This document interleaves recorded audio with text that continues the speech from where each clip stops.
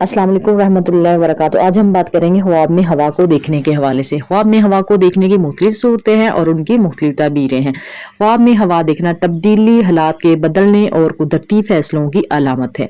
ये ख्वाब बताता है कि दुनिया वाले की ज़िंदगी में कोई नया रुख पैदा हो सकता है। हवा कभी राहत, आसानी या अल्लाह की कुदरत के एहसास की निशानी भी हो सकता है।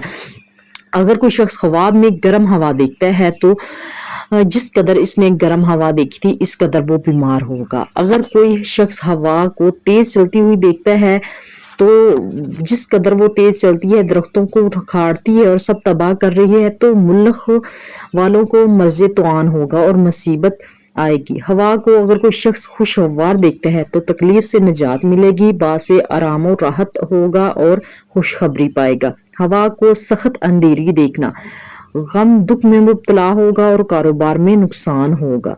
अगर कोई शख्स हवा को में सुर्ख ज़रात को देखता है तो ये मुल्क में बीमारी आएगी और मुसीबत आएगी।